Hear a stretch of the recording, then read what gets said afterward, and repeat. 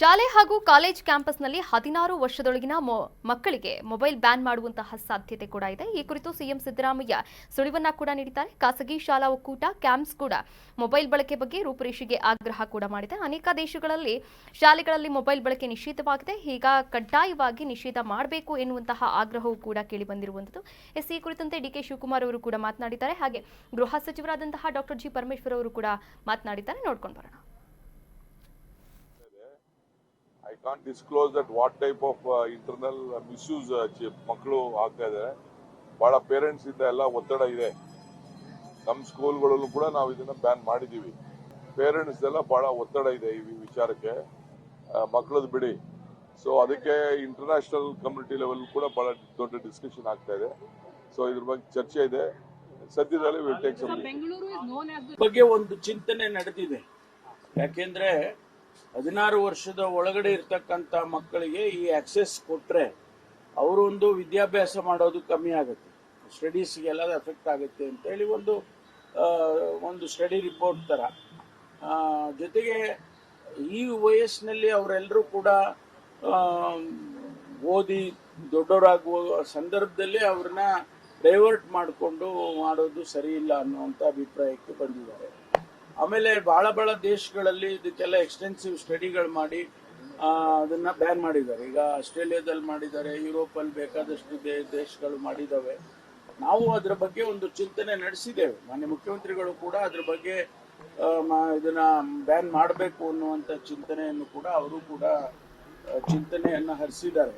ಬಗ್ಗೆ ಒಂದು ಸರ್, ಈಗಾಗಲೇ ಆಸ್ಟ್ರೇಲಿಯಾ, ಫಿನ್ಲ್ಯಾಂಡ್ ಮತ್ತು ಯುಕೆ ಸೇರಿದಂತೆ ಹಲವು ರಾಷ್ಟ್ರಗಳಲ್ಲಿ ಈ ಬಗ್ಗೆ ಚಿಂತನೆಯನ್ನು ಕೂಡ ನಡೆಸಿದ್ದಾರೆ. ಹಾಗೆ ಬ್ಯಾನ್ ಕೂಡ ಮಾಡಿರುವಂಥದ್ದು. ಇನ್ನು ಮೊಬೈಲ್ನಿಂದ ಮಕ್ಕಳು ಡ್ರಗ್ಸ್ ಮತ್ತು ಇತರ ಅಪಾಯಕಾರಿ ಚಟುವಟಿಕೆಗಳಿಗೆ ಮಕ್ಕಳು ಒಳಗಾಗ್ತಾ ಇದ್ದಾರೆ. ಆದರೆ ಡ್ರಗ್ಸ್ಗಿಂತ ಹೆಚ್ಚು ಅಪಾಯಕಾರಿ ಮೊಬೈಲ್ ಅಡಿಕ್ಷನ್ ಅನ್ನೋದು. ಈ ಬಗ್ಗೆ ಏನು ಹೇಳಿ? ಅದು ನಿಜನೇ.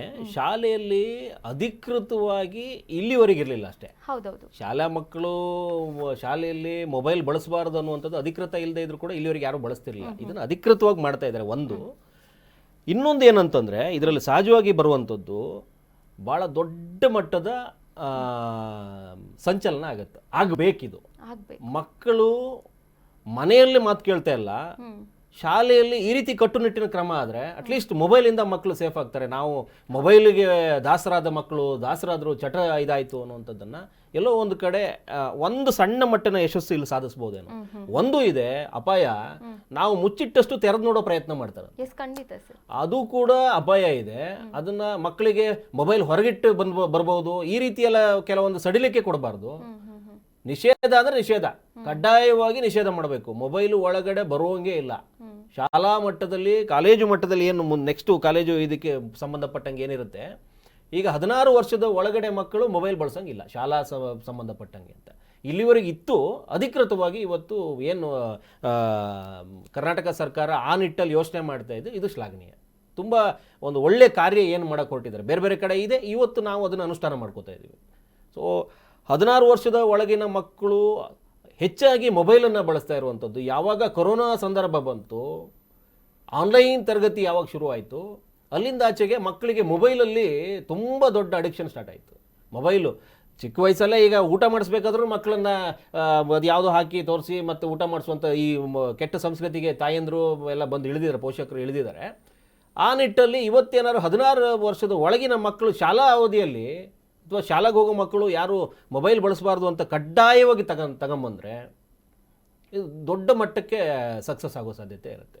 ನಿಜವಾಗ್ಲೂ ಅದನ್ನು ಕಾರ್ಯರೂಪಕ್ಕೆ ತಂದರೆ ತುಂಬ ದೊಡ್ಡ ಮಟ್ಟದ ಸಕ್ಸಸ್ ಆಗುತ್ತೆ. ಯಾಕಂದರೆ ಈಗಾಗಲೇ ಕ್ಯಾಂಪ್ಸ್ ಕೂಡ ಅದನ್ನು, ಯಾಕಂದರೆ ಈ ಖಾಸಗಿ ಶಾಲಾ ಒಕ್ಕೂಟ ಏನಿದ್ದಾರೆ ಕ್ಯಾಂಪ್ಸ್ ಅವರು ಕೂಡ ಇದ್ರ ಬಗ್ಗೆ ಧ್ವನಿ ಎತ್ತಿದ್ದಾರೆ. ಅವರು ಕೂಡ ಸಹಕಾರ ಕೊಡ್ತಾ ಇದ್ದಾರೆ. ಸರ್ಕಾರದ ಚಿಂತನೆಯೂ ಅದೇ ಇರುತ್ತೆ.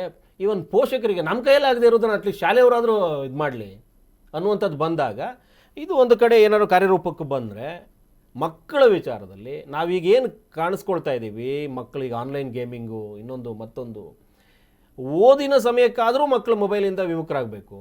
ಅಟ್ಲೀಸ್ಟ್ ಆ ದಾರಿಯಲ್ಲಾದರೂ ಇರ್ತಾರೆ ಒಂದಷ್ಟು ಹೊತ್ತು. ಯಾಕಂದರೆ ಶಾಲೆಯಲ್ಲಿ ಒಂದು 8-10 ಅವರ್ ಮಕ್ಕಳು ಕಾಲ ಕಳೆಯೋದ್ರಿಂದ ಇದಕ್ಕಾದರೂ ಒಂದು ದಾರಿ ಆಯಿತು ಅಂತಂದರೆ ಎಲ್ಲೋ ಒಂದು ಕಡೆ ಮೊಬೈಲಿಂದ ಮಕ್ಕಳನ್ನು ದೂರ ಇಟ್ಟಂಗಾಯಿತು.